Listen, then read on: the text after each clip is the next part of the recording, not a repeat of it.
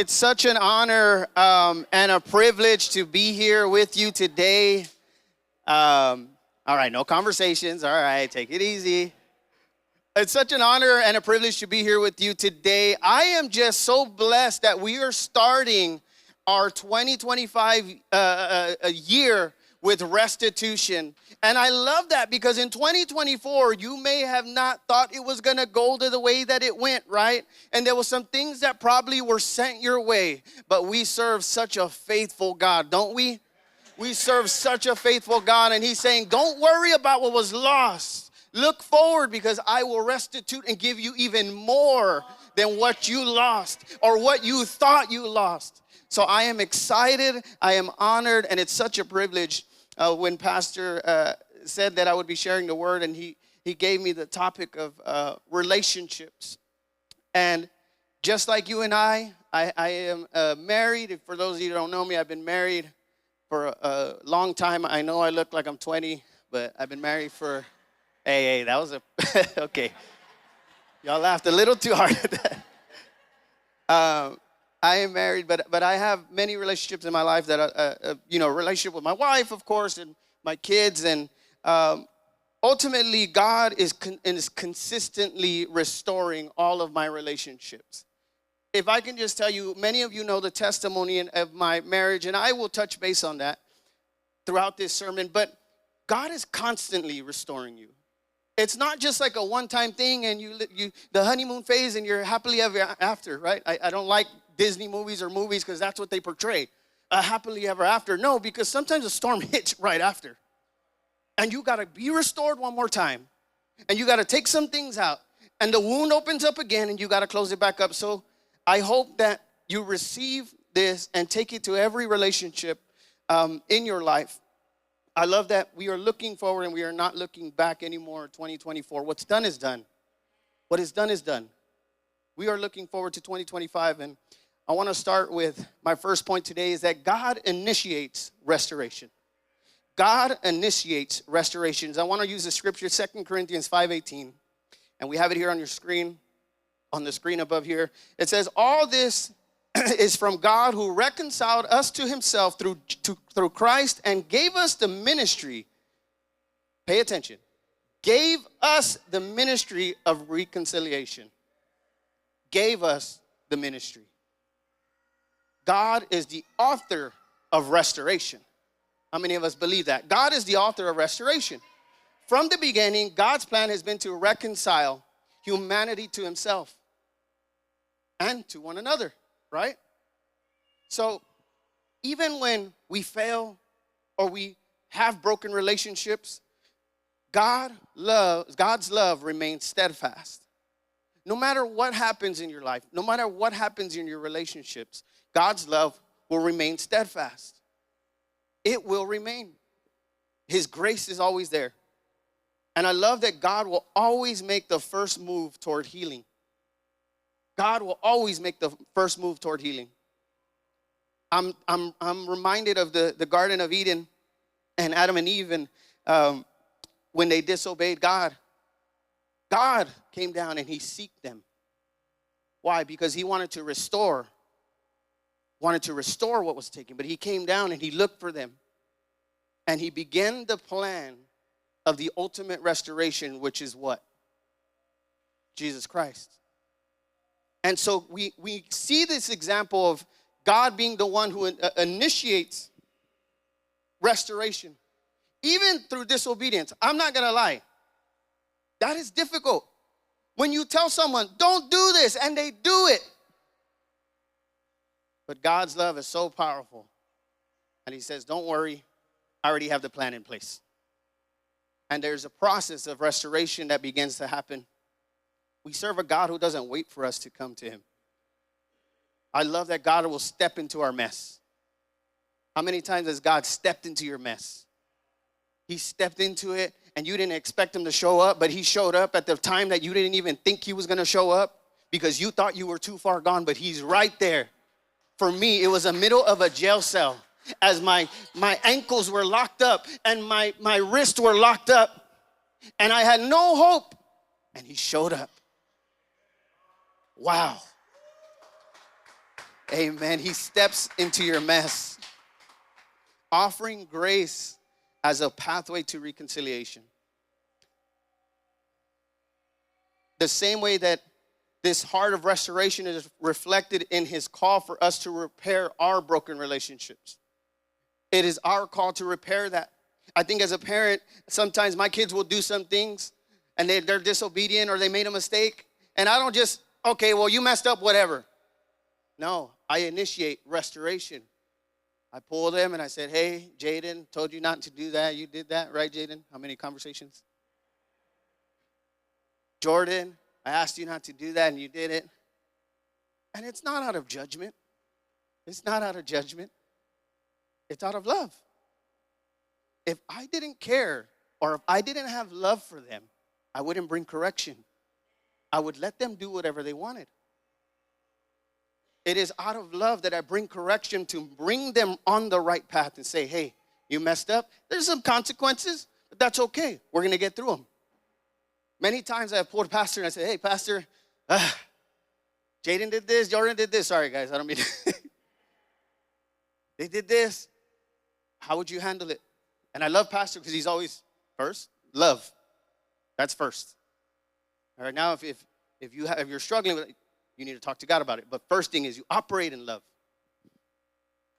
It's the initiation as a parent that I love him. And so God loves us so much that he'll step into your mess. He'll start the process of reconciliation because he loves you that much. His love compels him to reach out even when we've turned away, even when we ran away. His love compels. Understand, and this is something that if you're taking notes, you need to really point this down. Restoration doesn't depend on your strength or your ability. Wow.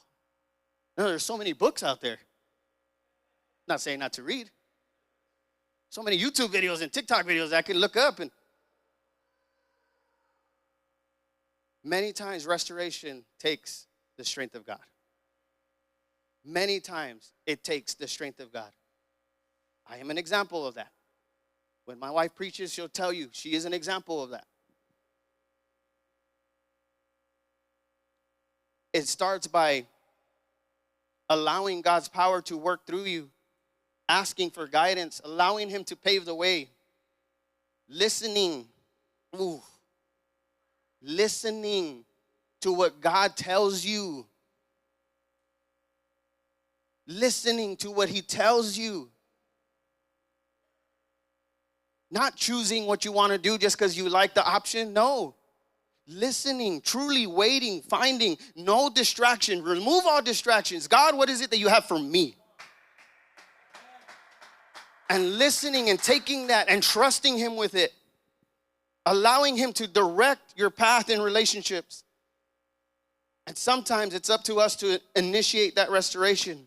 But he gives you the strength. He gives you the plan. And now it's up to us to step in. Step in faith. But it takes intentionality. It takes intentionality. These things don't just happen out of nowhere. It takes you saying, okay, God, I'm trusting you, and now I'm going to take the step. I'm going to say the words you gave me. I'm going to do what you told me to do. I'm going to seek guidance from this person. It takes intentionality. One of the words that that God gave me for my marriage recently was intimacy requires intentionality. Intimacy requires intentionality. Now, when I say intimacy, I don't mean the stuff you're probably already thinking about. It's a different level. And it was funny because my wife, I don't know how many, it's been a few weeks now. And she said, babe, I want more hugs. I want more hugs. I'm like, what? Hugs? What are we, high school? I'm just kidding. I said, okay. And we make it a thing now. And I'll just look at her. I say, babe, come on. Right? And we hug. See, but it's more than just a hug. It's more than just a hug. It's showing her that I love her. It's showing her my respect. And ready for this one? It's showing my obedience. It's showing my obedience to her. She asked something of me. I am more than capable of doing it. So I will do it. It's more than just a hug. Remember that when God is with you, he empowers you to take that first step that sometimes is the most difficult step. But if he does it for us over and over again, we could do it for others as well. We understand that God is the initiator. He calls us to extend that same grace that he gives us. And then there's another step. He builds the foundation upon what? It's the F word, not the F word you're thinking about.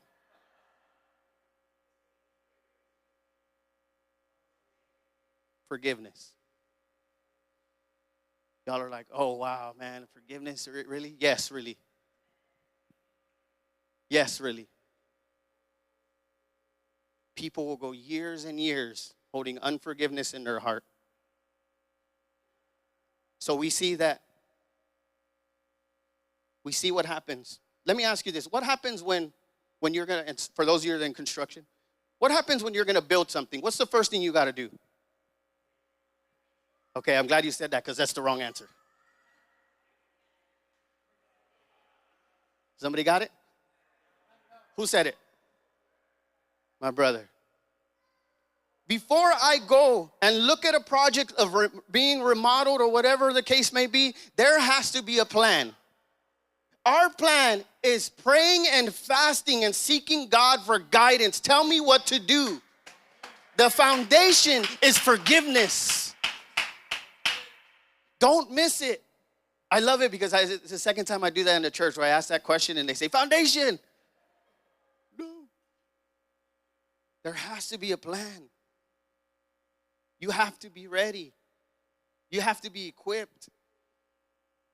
And so God restores through forgiveness. He builds the foundation there. And it's not just a patch. It is a complete teardown of brokenness, exposing everything that needs to be exposed so he can build from there. Colossians 3:13 says, bear with each other and forgive one another. If any of you has a grievance against someone, forgive as the Lord forgave you. How many of us are forgiven? Me too. Forgive as the Lord forgave you. And there's another, I think it's in Luke 17, it says, if someone sins against you 7 times, then in a day, then forgive them 7 times. Forgiveness is the foundation of restorations. When relationships are broken, forgiveness is not optional. It is essential. It is not an option. It's not, let's just forget about it and move past it. No, it is essential to what God is going to do. God's forgiveness towards us is the model for how we should forgive others. No matter what we do, we are freely forgiven every single time. And we are called to extend that same grace, that same love, that same forgiveness. Now, I'm not here telling you that forgiveness is excusing what happened. Don't get, Wally always says, don't get what I'm not saying, or something along the lines of that. I'm not saying that it excuses what, or forgive and forget. I'm not saying that either. I believe in healthy boundaries. That's not forgiveness, because many of us think, well, I try to forgive, but I can't forget it, because that's not what it is. It's not what it's about. Because I know for a fact that there are things that have happened to you that came from the closest people that you trusted. There are things that happened to you that came from the closest people that you trusted, and they took advantage.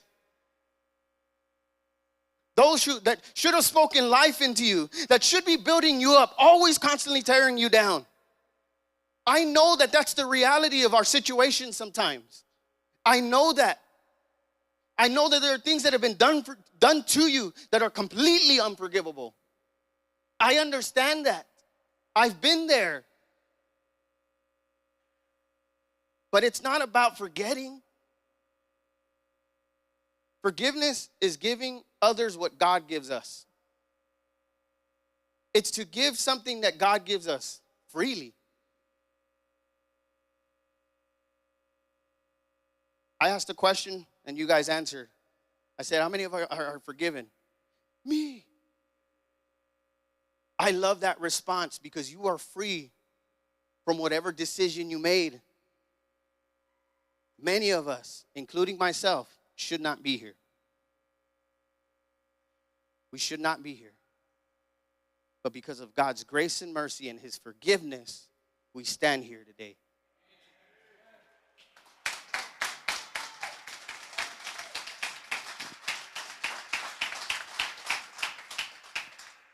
Forgiveness shouldn't just be given to us. It should flow through us. It should be something that, yes, that we receive, but we are called to allow forgiveness to flow through us. He loves you so much and he wants you to be free. He wants you to be restored. And I know it's not easy. I'm not sitting up here saying, oh, just forgive, it's fine. I know it's not easy. In fact, it's easier to be bitter. It's easier to have bad thoughts. It's easier to be upset. It's easier to talk about that person behind their back. That's easier. This is why forgiveness takes faith. This is why forgiveness takes faith. Because it's not easy. It's not easy to forgive someone who has damaged you, has brought pain to your life. It's not easy. And if you think that you will have to wait till you feel like forgiving, it's never going to happen. You're never going to feel like forgiving. In fact, you might feel it after this message, but I'm telling you, give it a couple hours and that feeling will be gone. Maybe a couple minutes. I'm speaking to you truthfully. It is a step in faith. It is an intentional step in faith.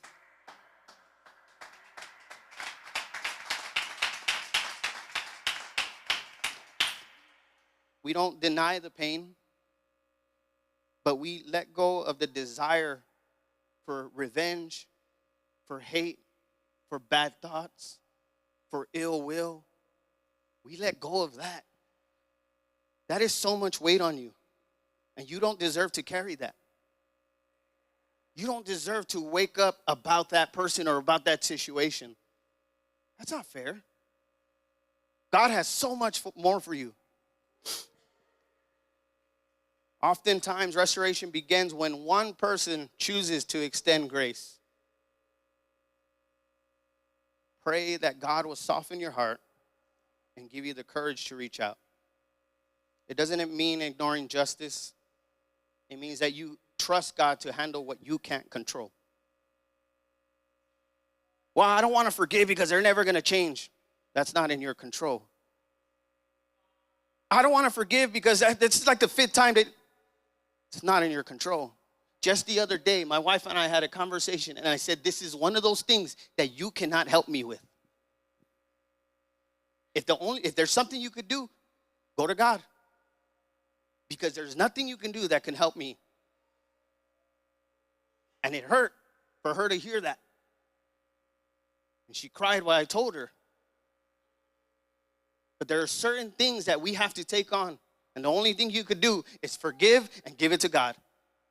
And let God take it from there.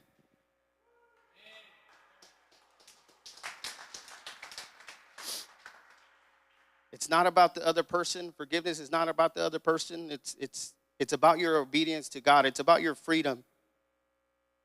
It's about breaking chains of resentment. Once forgiveness is extended, God's power begins the process of restoration, bringing wholeness back to broken pieces. God's restoration brings wholeness.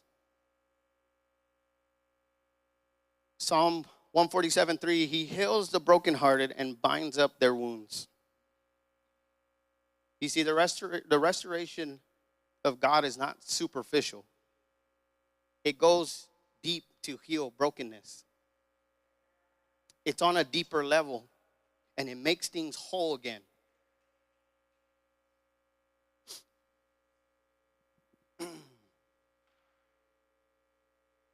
In fact, speaking of restitution, when God restores what's broken, not only does he bring it back to wholeness, but he brings it back stronger and better than what it was before. He brings it back stronger and better than what it was before. I am a miracle. My wife and I am a miracle. We are a miracle. And we are stronger than what we were before. Do we have situations come up? Yes. We do. And are there mistakes that have been made? Yeah. But there's a consistent restoration that we have available to us. And he'll restore, and he'll restore again, and he'll restore again. The most broken relationships become the most beautiful testimonies. It's his power and his grace. Restoration takes time. We have to trust the process. We have to trust the process. Romans 8:28 says he is working all things together for good. I wrote something down here, and I don't know who this is for. But it's okay to celebrate the small steps in healing. You may not be completely restored yet. The relationship may not be what you want it to be. It may not be where you know that it can be. But it's okay to celebrate the small steps in healing. It is okay.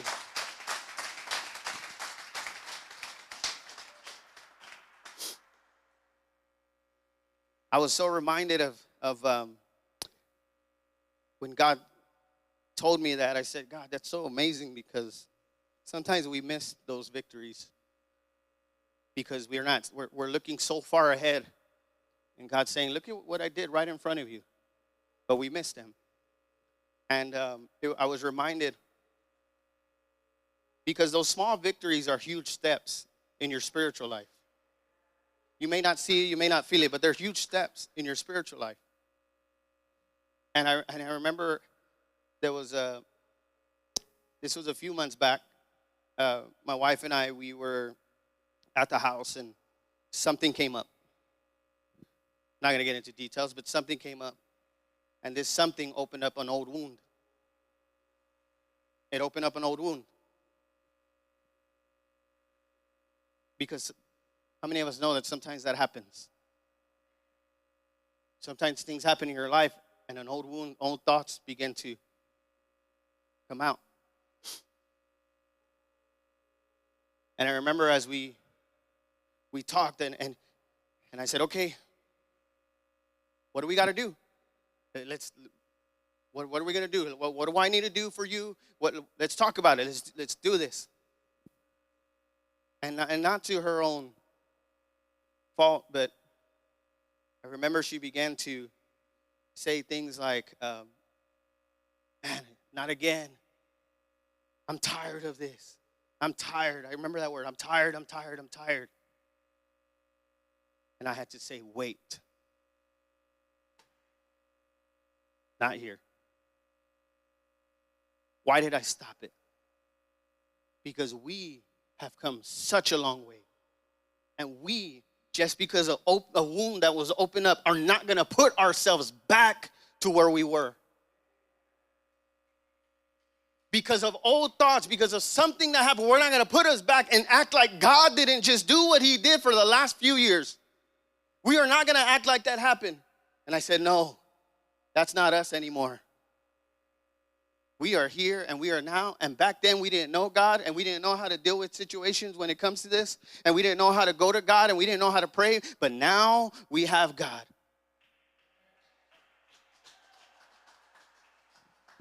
And I said, we're not going to go back. No. I'm not going to let the enemy try to do that. We know that God has brought us from victory to victory to victory, and he's going to do it one more time right now.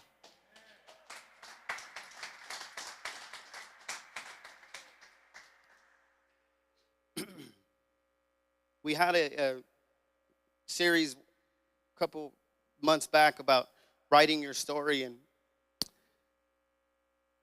and God was reminding me of that, and He wanted me to share that you should continue to let Him write your story, because I think that was a great series, but some of us has taken the pen back and started trying to write it ourselves again.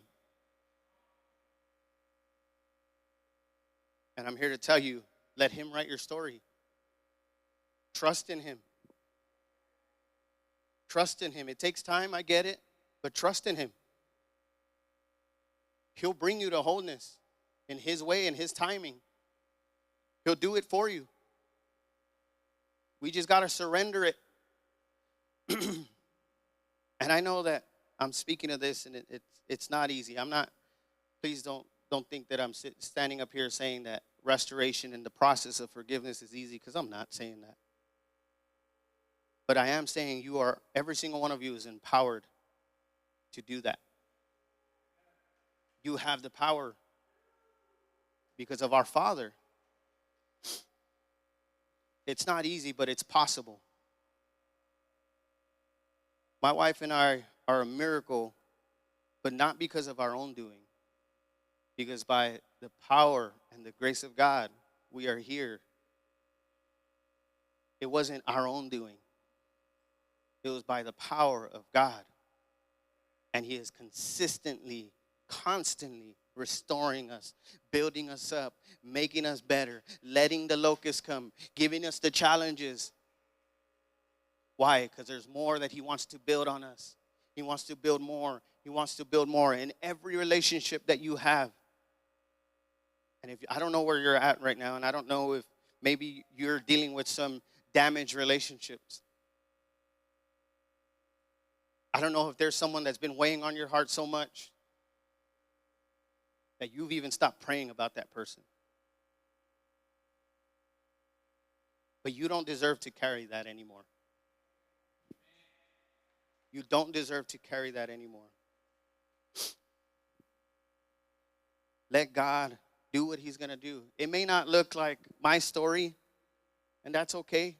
Restoration may not look like my wife and I or my kids, it may not look like that. It may not look like what God did for someone else, or for the pastors, or for this couple, or for them, or for this relationship, this brother, this sister. It may not look like that, but that's okay. It is His way and His timing. The question you have to ask yourself is, do I trust God?